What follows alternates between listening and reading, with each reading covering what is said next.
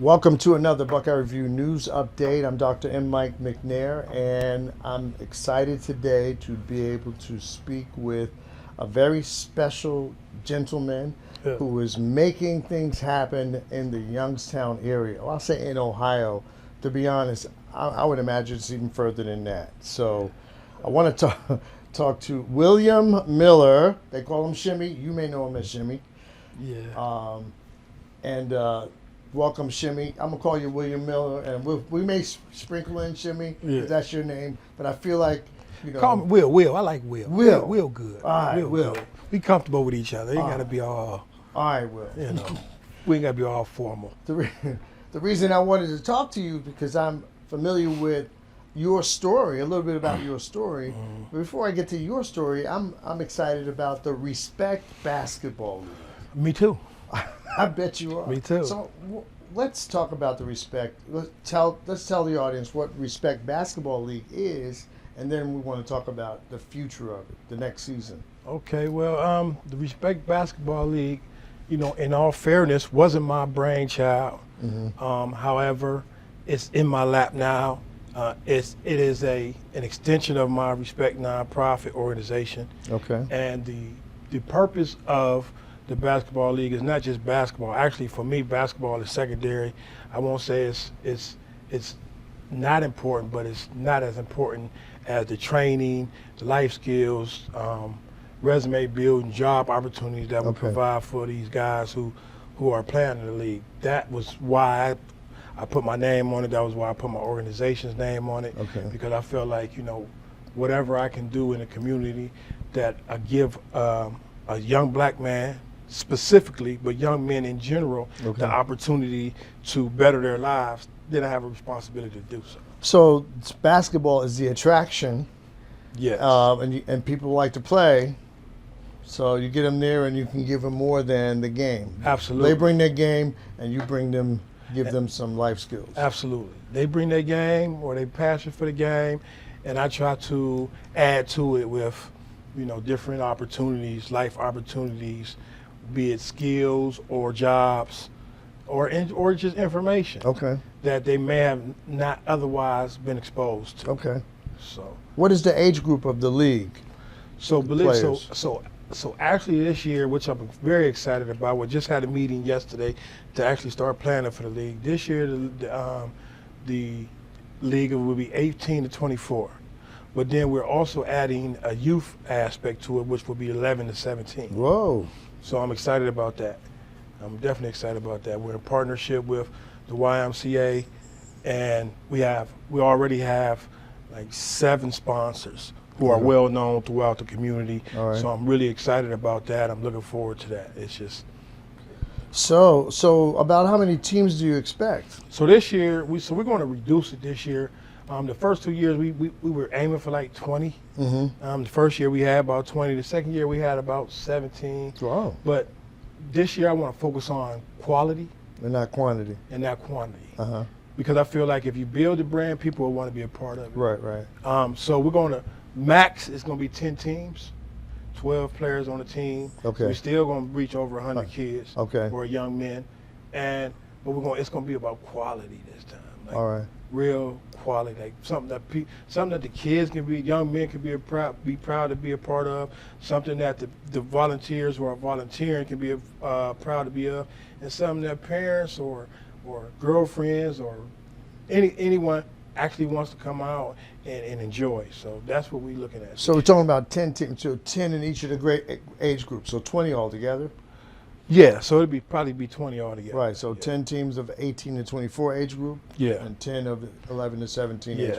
So what if people wanted to get involved? Where, how do they sign up, that sort of thing? So getting involved is very, very simple. They could either contact me, and I'll gladly give them my contact information, or they can actually go down to the YMCA downtown Youngstown, ask for DeAndre Brown. He's spearheading. He's my partner in this. He's going to be spearheading the actual athletic basketball part of it, but he's connected to the Y, so he's going to be able to sign them up in any capacity that they feel like they want to contribute. If So- they want to bring their kids down, they can sign up right there at the front desk Okay. and get put in the database. If they want to come down and say, I want to volunteer, we can definitely put them to use then too. So the games will be played at the downtown Y? Yes. So it's going to be 9 weeks.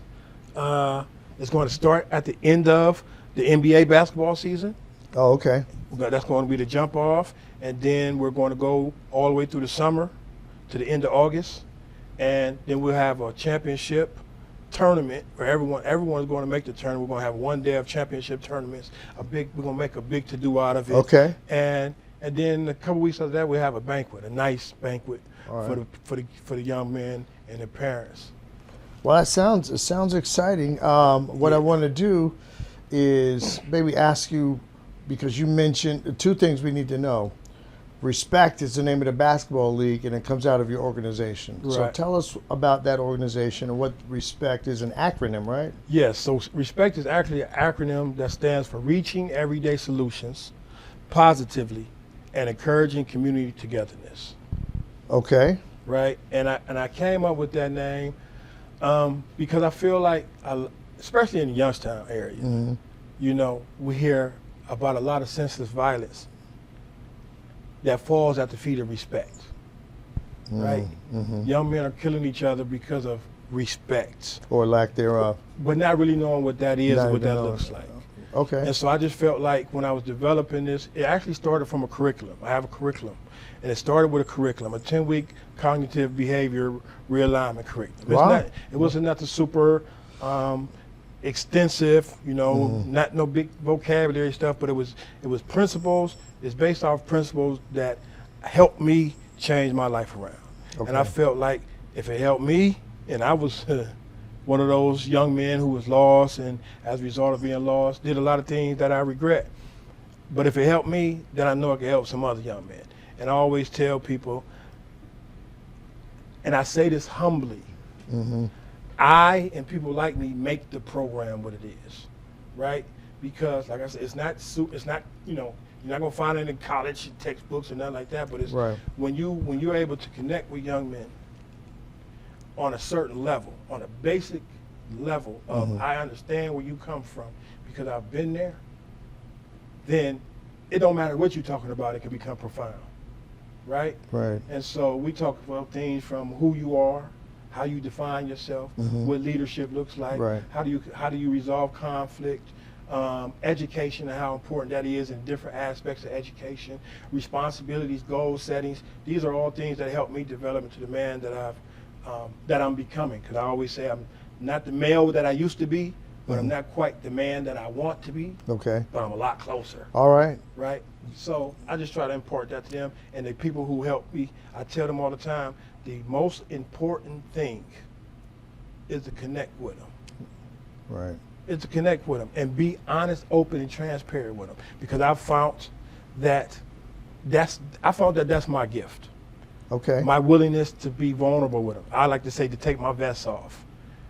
And when I do that and they look at me and they like, you know, this big dude talking about X, Y, and Z in his childhood, or he's talking about, you know, all these different things he experienced. I've experienced those things, but I've been too unsure or ashamed or scared to share those things, thus not get the help that I need. But if he could do it, I can do it. Okay. And in that, right, that simplicity right there is a lot of power. So your story, you know, what is it about your background that makes you want to do this? You know, because I've worked with organizations, mentoring organizations, youth organizations, and it's always tough to get people on the ground. People talk about, hey, I want to help the young people, I want to help. But when it comes down to volunteering or getting people in the lives of young people, people kind of back off and say, well, yeah, I'll donate some money, or Right. You go on with your bad self, and Yeah. and I'll help you out. I get all of that. And at first it used to frustrate me, right? mhm. And then I had to learn a few lessons. One, it's not meant for everyone. Two, even the people who have a desire to do it don't know how to do it. Okay. And they're scared to try to take the chance because at the end of the day, you are dealing with someone's life, right? And that's a big responsibility. So people shy away from that responsibility. Right. Right. So me understanding those things allowed me to take a step back and not take it so personally. For me, it's personal because I was those kids. I come from a broken home. My mother, for the most part of my life, was on drugs. Absent father. I was out in the streets at a very, very young age. I say 12, some people argue 13, but nonetheless, it was extremely young age. I had family who wanted to try to help me, wasn't in a position financially to help me, so thus, fend for myself. And as a result of that, made a lot of bad decisions.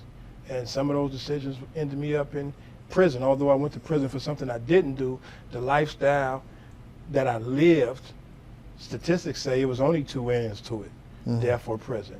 I was fortunate. I went to prison. And in prison, it's sad that this is a reality for young black men, but prison was my training ground for manhood.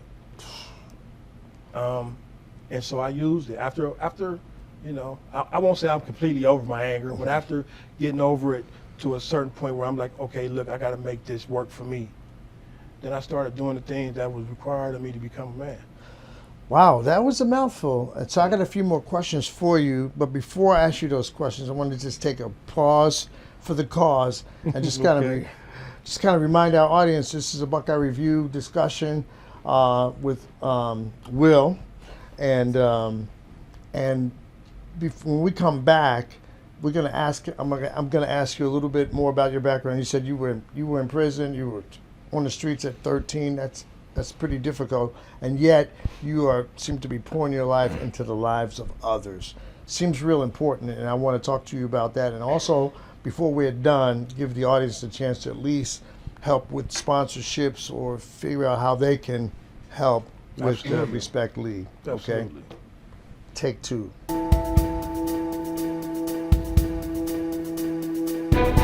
Okay, so before I get back to asking those questions about your background and why this is so important to you and how people can help, I just wanted to mention real quick about how important it is. I'm sure you talk to your young men about this, registering to vote. And we're in this season where it's time to register. Actually, today is September 20th, and it's National Registration Day. And people need to register to vote, no matter what your political affiliation is. You should register. Some people say, as a matter of fact, surveys say that a lot of people are concerned about our democracy and the way we have seen public officials run fast and loose with the Constitution and with the law and with lying to the public. It's been more important that people of integrity, that people of character, that people in leadership take control of our institutions with integrity. One person, one vote. And so I'm encouraging all of our listeners, and listen, the Buckeye Review has been around since 1937. We have subscribers in 200 cities and 26 states. We're very proud of that. I feel blessed to be a custodian over this publication that's been around so long. It's not about me, it's about the community. And so I'm hoping that the community will not only listen to this program, but get involved and make sure that you're registered, people that you know are registered, and they learn about the candidates, study the ballot, and prepare yourself to vote. November 8th is the election. I think October 8th or so is the registration deadline. It's late September right now. You still have a couple of weeks to check your registration, and don't assume that you're registered, because the games that people have been playing is unregistering people, or you haven't voted, or you moved, or you changed your location, or for some other reason, some people's registration had been zeroed out. And people go to the polls, you're not registered. Oh, so if you check it again, check your registration. You could do it online, or you could do it in person. I just wanted to throw that out there before we get back to this discussion. I'd love to piggyback off that real quick. Please do, please do. So one of the hats that I wear is with a nonprofit, with an organization called Building Freedom Ohio. Okay. And the sole purpose of this branch, this organization, is to inform and educate people specifically with felonies or who've been impacted by the criminal justice system, that they are eligible to vote. And Ohio is one of the few states who, despite having a felony, you are still eligible to vote. Mm-hmm. And so we have been canvassing for the last several weeks, trying to build that base and trying to educate people that in spite of, mm-hmm. your past, you can participate in our political justice system. You need to participate in our political justice system because 9 times out of 10, if it's laws or policies that's being made, they're not made in order to try to help you regain your citizenry and get back to living a normal life and a productive life. So you definitely, to piggyback off what you said, want to educate yourself about the political arena, who's voting, who's running, what their policies are, Sure. how they affect you.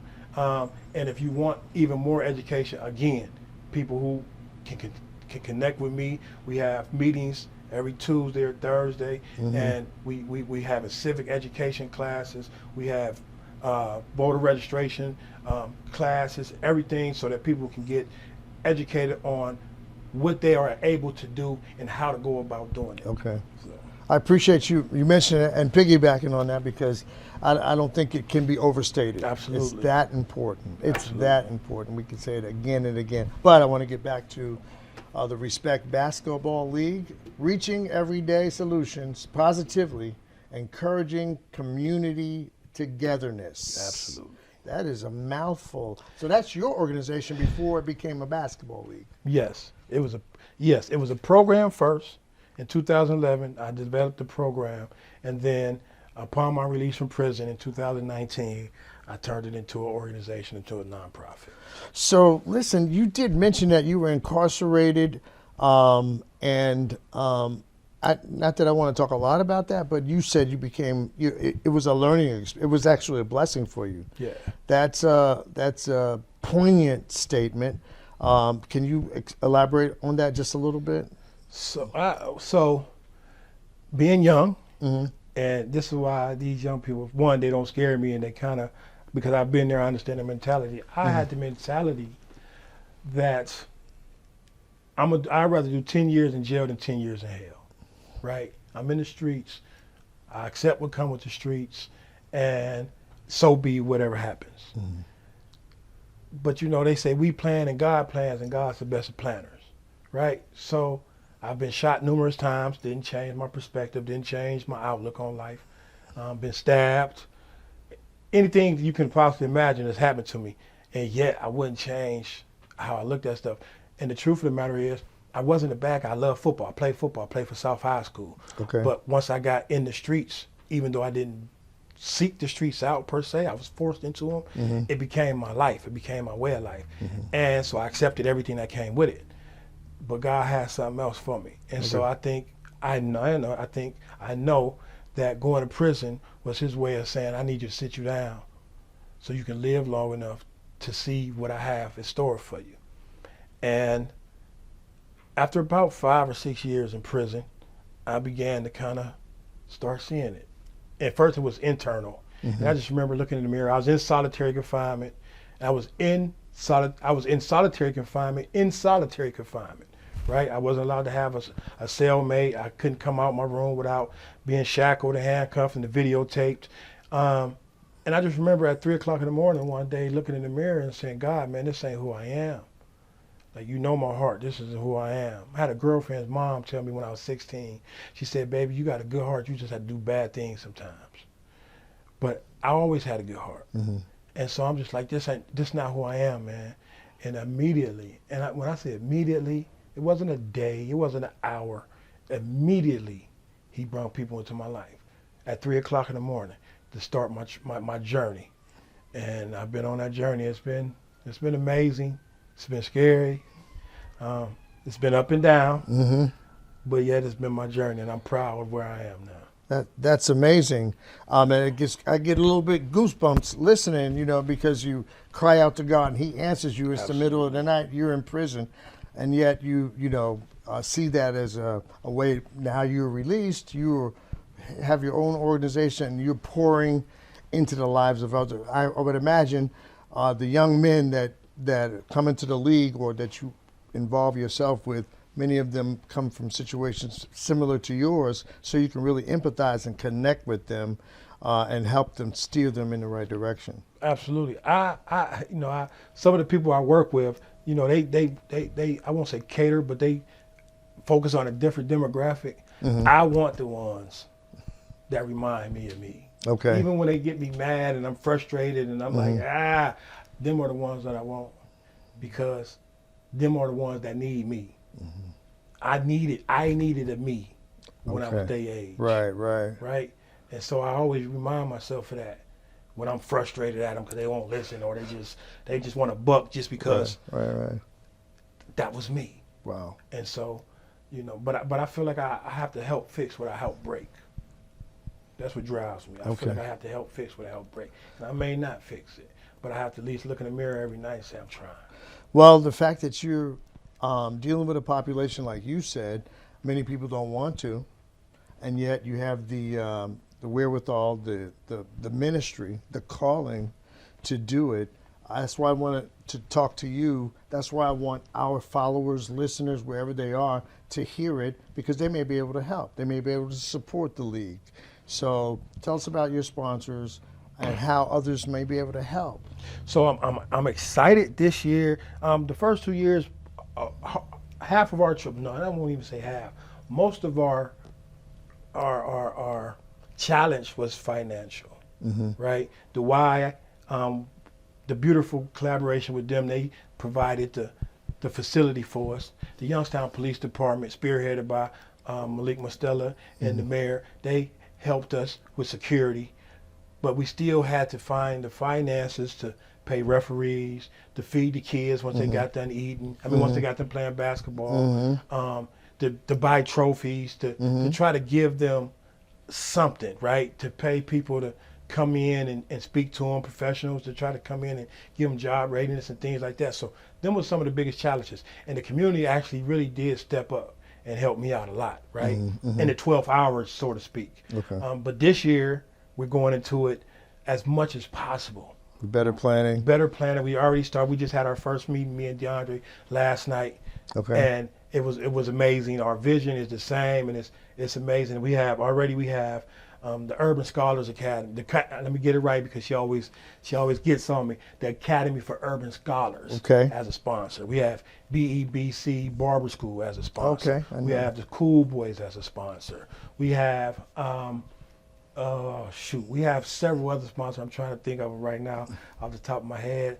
We have, I can't forget Dion. We have URC, United Returning Citizens, as a sponsor. So we already have several sponsors that have committed to trying to help us out. We still need a lot more. We have to raise a lot of money to make it the way we envision it. Okay. To make it something that people, not just young men, but their parents and the community really want to be a part of. That's why I'm so happy that we already have these sponsors, because that's the community. Right, you got a barber school. You got a school. You got a reentry program. You got a mentoring program. You got all of these entities that's already committed because they've seen what we've done with basically a skeleton crew.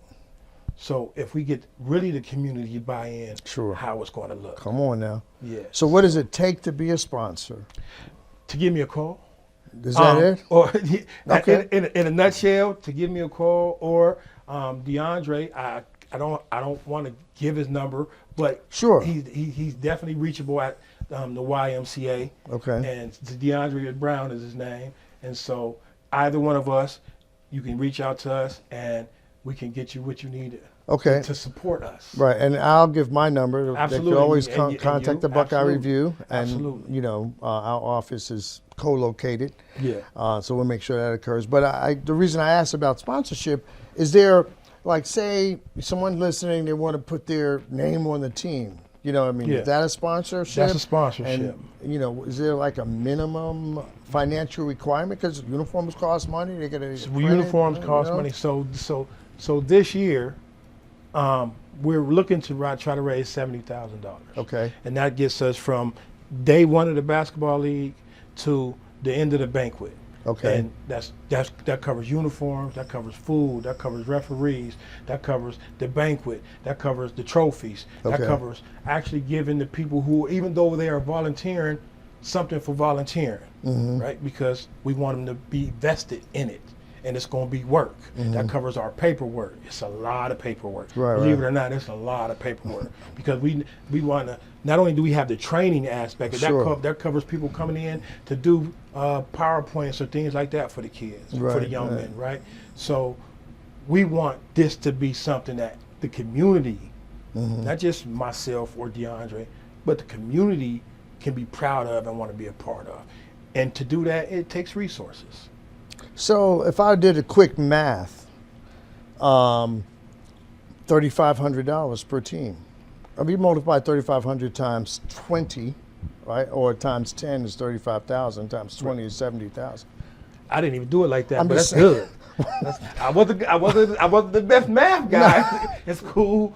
No, I count money, but yeah. I mean, I'm just kind of thinking, because, I'm sure you won't turn down any donation. Not none. Right. If you have a budget of 70,000 or a plan to get there. But I guess what people are listening, thinking, well, I want to support, I may not be able to coach, and we're in Youngstown, Ohio, I may be in Warren, I may be in LA or Atlanta, and maybe want to help. So I didn't ask you before we came here, but you have a Cash App that somebody can just donate to? We have a Cash App. I have a Cash App. And let me say this, because I know people, most people aren't cynical, right? But we've seen so many scams and all those things. So I do wanted to be very clear that I am a 501c3 nonprofit. So if somebody donates, they get a tax deduction? They get a tax deduction. It goes into the bank account. I have to track it. I have to report it to the IRS. It's the way it's supposed to be. So I just want everyone to be safe and secure with knowing that the money that they do donate is going to where it's supposed to go to. But they can also Cash App. They can send a check. So what's the Cash App? The Cash App is the $5, the number 5, and then Shimmy. SHIMMIE. Okay. $5 Shimmy. SHIMMIE. And all donations are welcome, and they will be put to use. So 20 teams, basically, you're talking about 240 young men. Roughly around there, so. You got coaches, you got food, you got trainers, people coming to encourage motivation. They got to come to practice. They got to halftime. They got referees. So it's a lot. It's a lot. It's a lot. But I should tell you that I am encouraged, and because I know you, I've seen you in the community, I've interviewed you in the past, and am impressed with not just you, the way you operate, your self-reflection, counseling, introspection, and connect with other returning citizens to help them to stay on track. There are layers, multiple layers of challenges that people face when they return from serving time in prison. Absolutely. And yet, so you're trying to prevent people from going, but you also mentor and work with people who have returned. Absolutely. And I'll just put in a plug real quick, because I understand, I heard from a little birdie that, Will, you're going to be the Returning Citizen of the Year that's going to be honored by the United Returning Citizens, which serves the Tri-County area in Mahoning, Trumbull, and Columbiana County right here. So congratulations to that. I appreciate that. I definitely want to take an opportunity to thank, and I try to do it as much as I can, Ms. Dowdy, Dion Dowdy, who's the Executive Director of United Returning Citizens, because listen, the truth of the matter is, you don't have to have went to prison. You could have got a felony and got on probation. Mm-hmm. But the reality is that F on your back, that scarlet letter, is about to make it very hard for you to have a productive life, right? Housing, we're talking about housing, jobs. I couldn't get life insurance. Like it's so many different, in Ohio alone, it's over 1,100 collateral sanctions, which is a whole different story, right? Woo. But I was introduced to Dion, Ms. Dowdy, through a very close friend of mine who I knew prior to going to prison. And when I came home, she watched me a little bit, and we had a conversation. She said, I want to introduce you to somebody. And she called Ms. Dowdy, sent me down there. We had a conversation for an hour right down there at the Oak Hill Collaborative. And she said, you got the same vision that I got. And I'm going to give you the opportunity that everyone was scared to give you. And so I'm going to be forever grateful for her giving me that platform. And I knew what I wanted to do once I got the opportunity. Okay. And so, like they say, I took the ball and I ran with it. Okay.